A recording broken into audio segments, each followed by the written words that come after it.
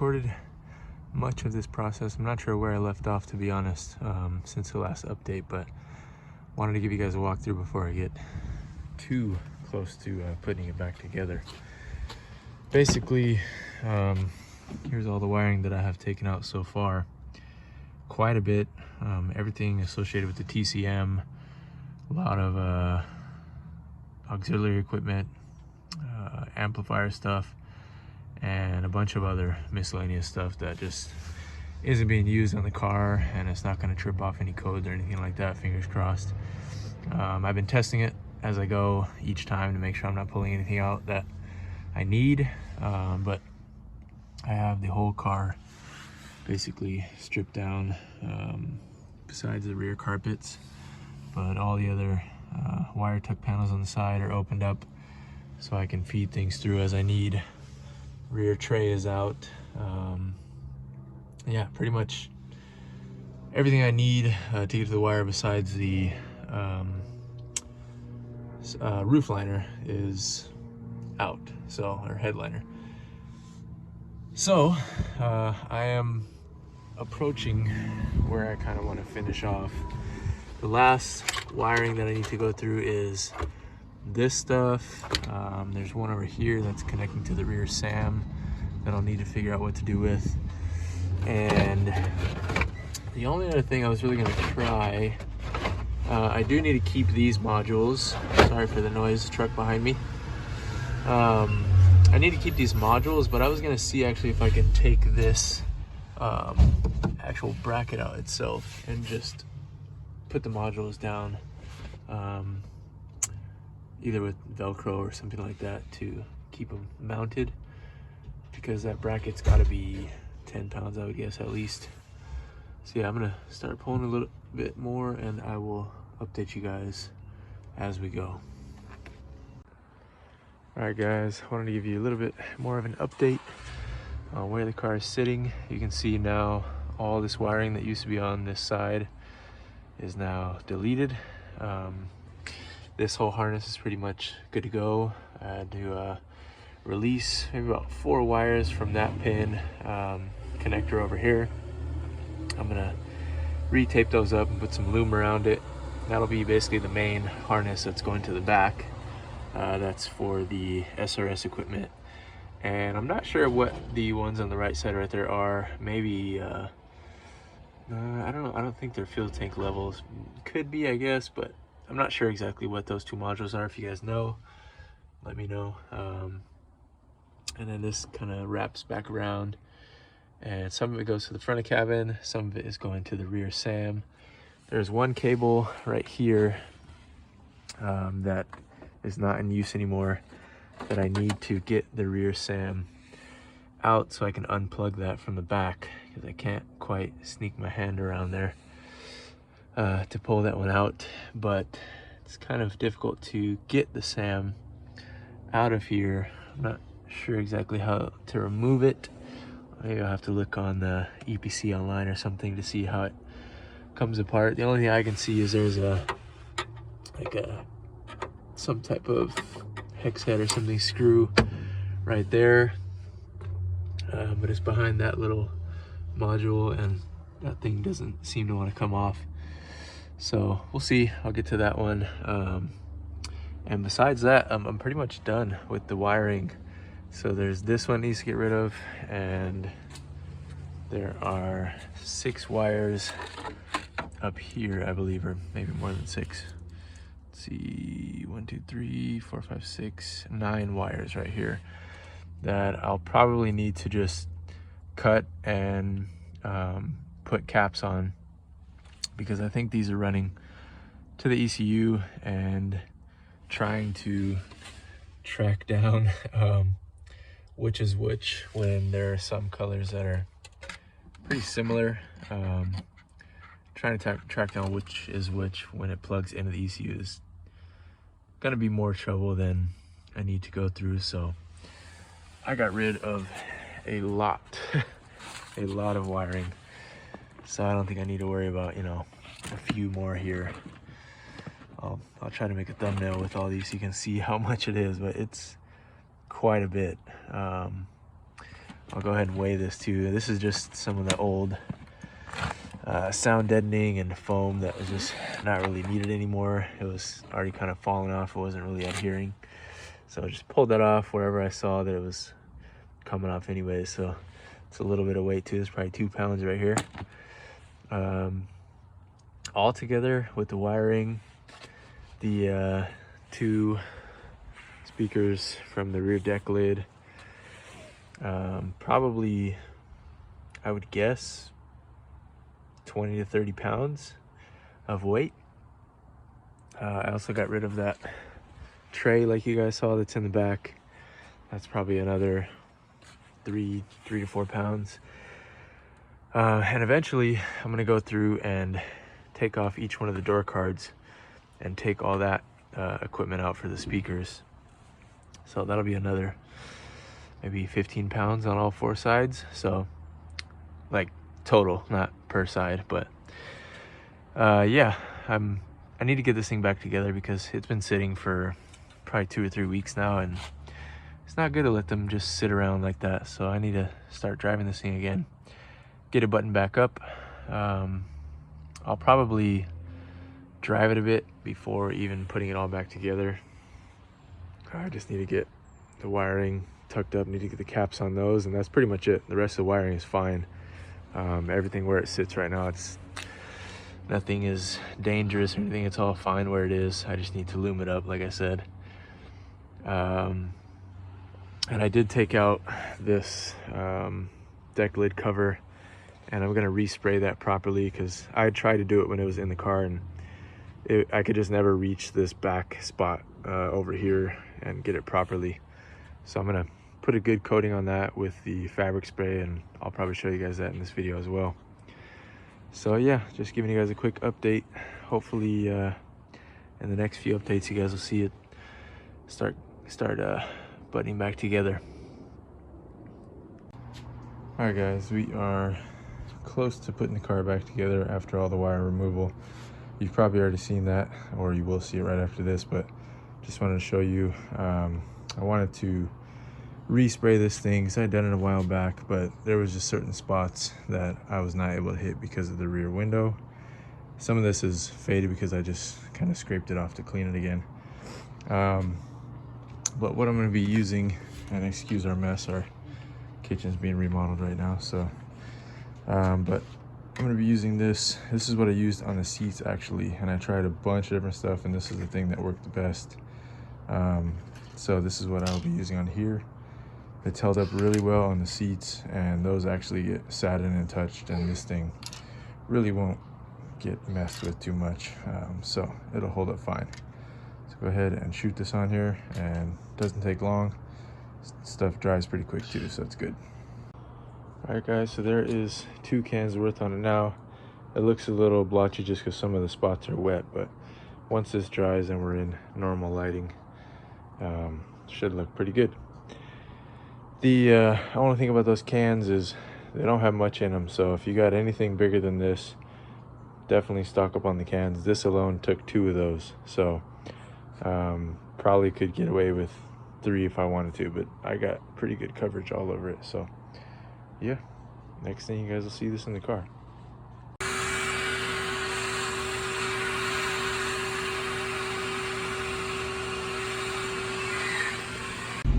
Alright guys, I wanted to give you a quick update. Look, finally have a normal car again.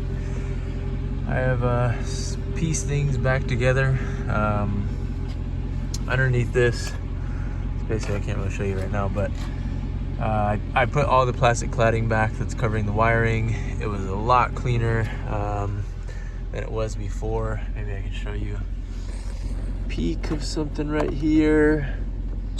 Try to get a light in there later and show you, but the 2 main looms are just a lot slimmer and a lot easier to work with, and I taped them up like every few inches just to keep them orderly. Little things here and there to finish. I got to put this back. I need to put the rear seats back, and I need to put the carpets that are going to go on each side. I'm not going to have the middle piece anymore.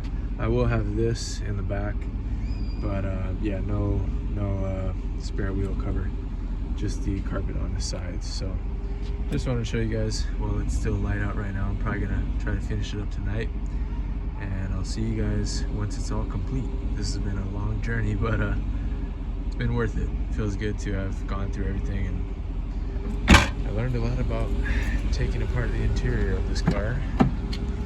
I also got the rear tray in there. It's a little dirty from me handling it, trying to get these speaker mounts back in there, but yeah, it's tidying up back to how it was, slowly but surely. All right, guys, it is officially back together. I'd say about 99% or so. Still got a bunch of stuff laying in the trunk, but back seats are all good. Front is all good. Just buttoned up the shifter. Yeah, it's time to go for a drive. It's been quite a while. So I think I'm just gonna go for a quick drive real quick and I'm gonna go and fill up some gas. I don't know where we're at on gas, but let's go ahead and start this thing up. This is a true testament, I guess, to the Odyssey battery. It's been sitting for quite some time. Oh boy, I was afraid of that. And we are dead. Damn. Well, guys, next clip. I had to wait a while till I could do this, but trying to charge up the battery, and it's not going so hot so far. All right, guys, well, as you saw in the last clip, our battery went flat. Well, not all the way flat, but not enough to crank it up right now, because I've been working on this for about 3 weeks, and every time I was working on it, I had the doors open and trunk open and lights were on, and this battery really only is designed to have about 45 minutes of reserve capacity. So that was my fault, letting it get down that far. I kind of figured as I was working, but I didn't think much of it. And yeah, then we tried to start and you saw it was just clicking, nothing happening. So I tried once or twice using one of these, but these are not really designed to bring a battery like this back. ANDERZÉN batteries or Odyssey batteries have like a specific type of charge they want. They want a 12 volt, more so like trickle charge or slow charge. So I actually bought the ANDERZÉN or Odyssey OBC 12. It's a 12 amp per hour charger. So we're gonna take this inside and I'll show you guys that machine. We'll hook it up and yeah, see what it does.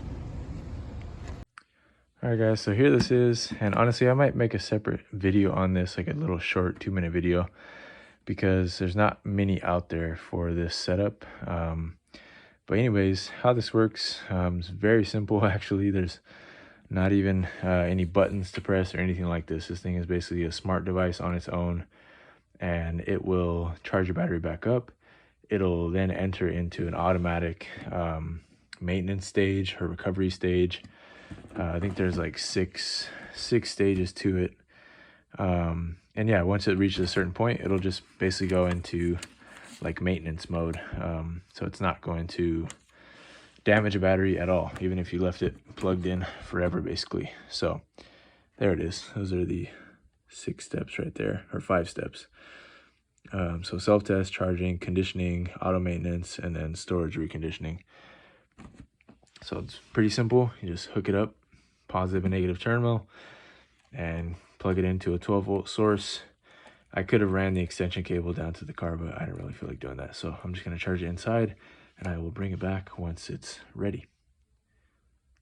All right, so here it is plugged in. I'm just gonna station this on the side of my desk right here. And it's basically negative first. Attach that, nice clean leads. And then hook up the positive. And there it goes, it's showing, so it's pretty low. It's gonna do its test right now. And then it will go through the next steps, and you don't have to do anything. This will do basically everything on its own. So you can see I didn't do a good job. I ran this thing pretty flat, but luckily this thing will bring it back. And this thing's also covered lifetime by FCP, so if I did somehow kill it all the way, which I don't think that's gonna happen, but could already be replaced. So I will update you guys once this goes through its phase and it's at another step. All right, so it's on to the next phase right now. It is now charging, and said system check was okay, so the battery's still good. It was just ran flat. Now it's gonna go through the phases and get it back up to 100%. Now the thing is, there's other 12-volt chargers on the market, but I mean, Odyssey, you really can't go wrong with them. ANDERZÉN, the company, has been doing basically military grade batteries, I think, since they've come around. I think that's where they originated from. So they make very high quality stuff. This thing has a pretty good warranty on it. It was like 150 bucks from an Amazon around here, or not Amazon, an AutoZone. So when you compare it, there's like the C-Tech one, that's around like $85, but this is just not complicated, and I trust the quality of Odyssey products. So yeah, I got no problem spending a little bit more on something I know is gonna last for a long time, and something that I can use on all my batteries, not just Odyssey batteries too. So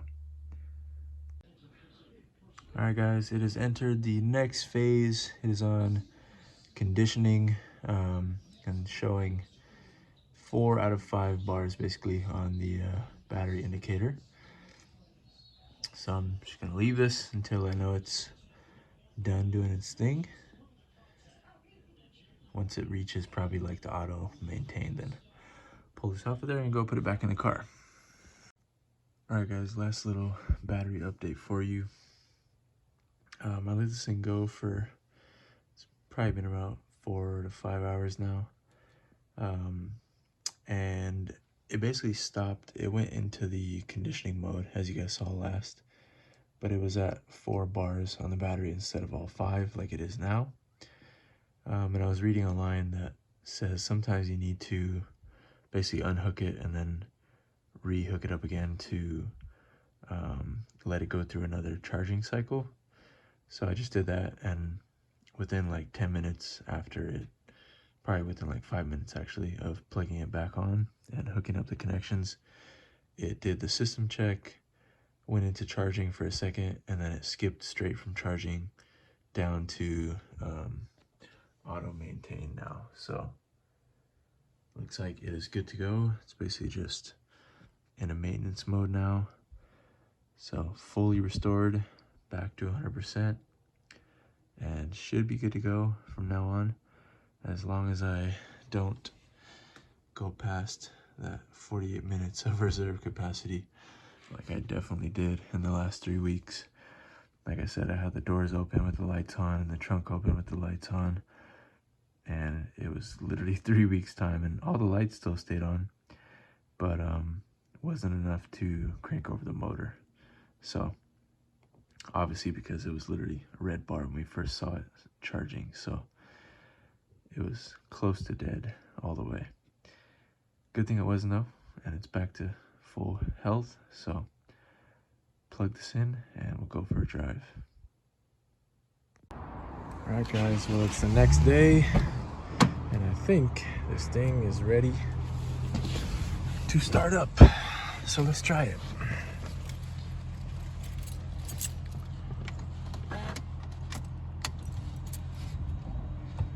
Let's see, neutral, yes.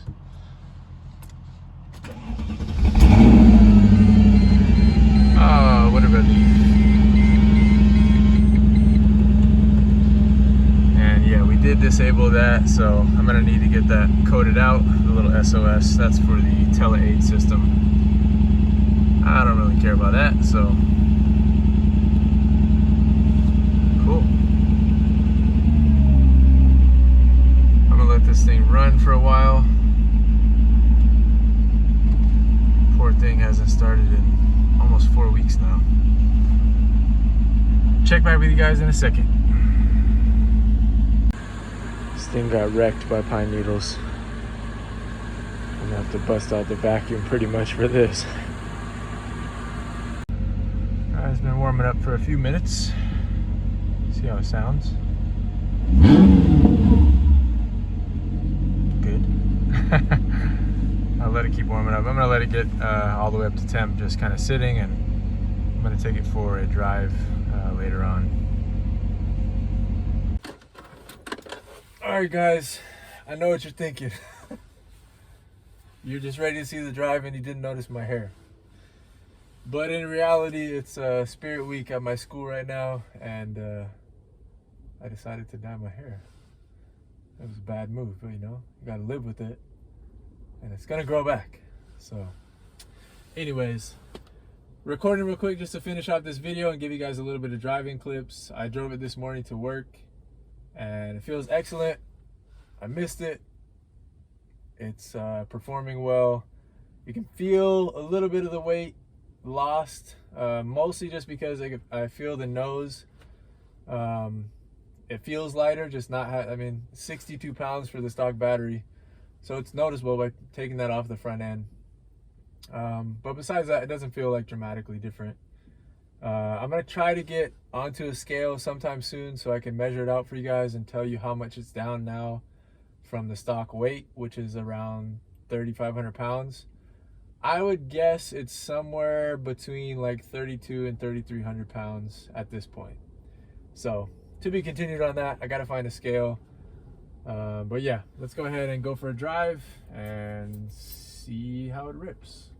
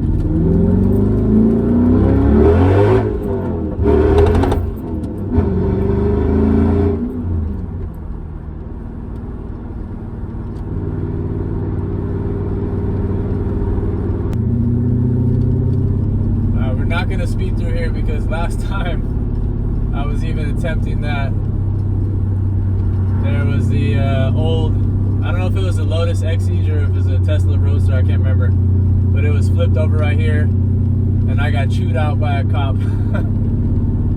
And I've been pulled over at this spot like twice, I think. So yeah, I don't speed through the S curve right there anymore at all. It's just not worth it. Alright, we'll try a little launch here. Just up to 30 or so.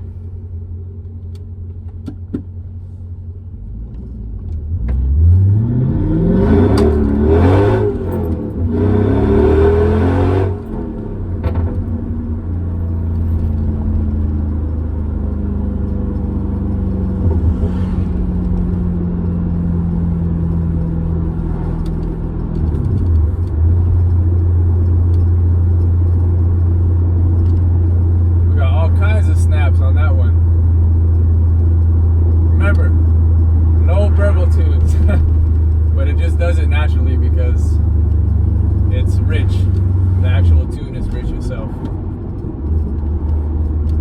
because the exhaust is dumped at the diff.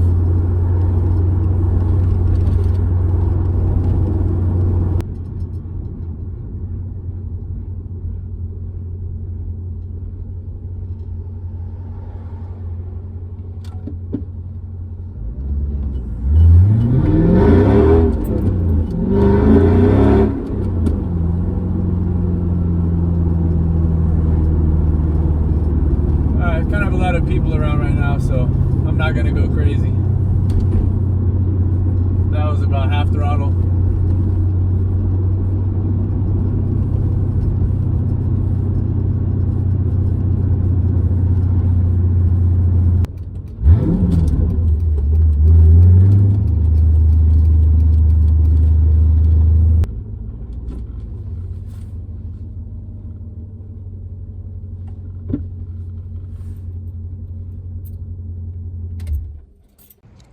Alright guys, and to finish off the video, I guess we'll show you what the final damage was as far as wiring goes. This is quite a bit. So I'll be hanging on to this stuff. It's gonna come in handy for many years and many projects, I'm sure. Any wiring I need is pretty much here. So I guess in this box, this alone is probably 12 pounds or so. And the speakers that I deleted were probably close to 15. So it's about 27-ish pounds there, 30 pounds maybe at most.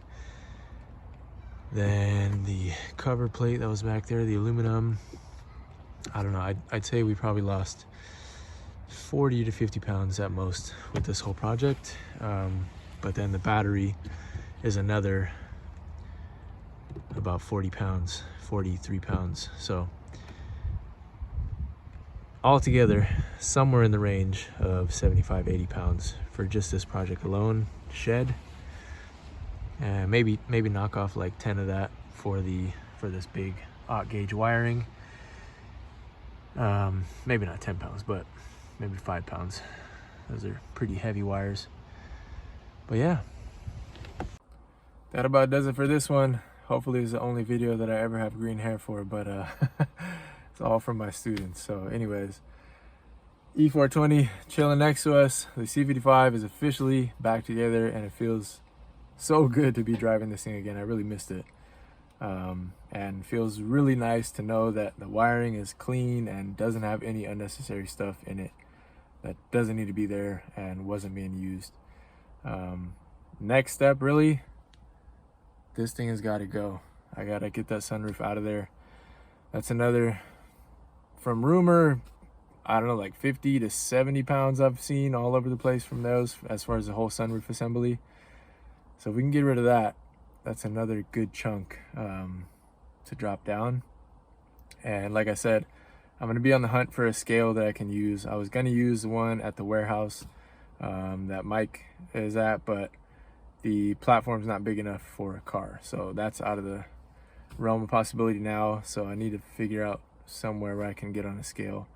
And if anything, I could also like get those digital scales where you can just roll up and then calculate somehow. So I don't know.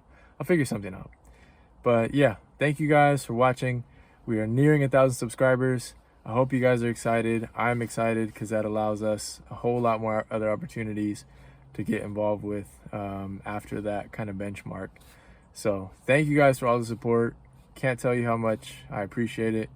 And yeah, to the next chapter, to the next milestone. Just as in life, hope you guys are all reaching the goals that you guys are going for. We'll leave it there. You guys have a wonderful one. I will see you on the next video. Peace.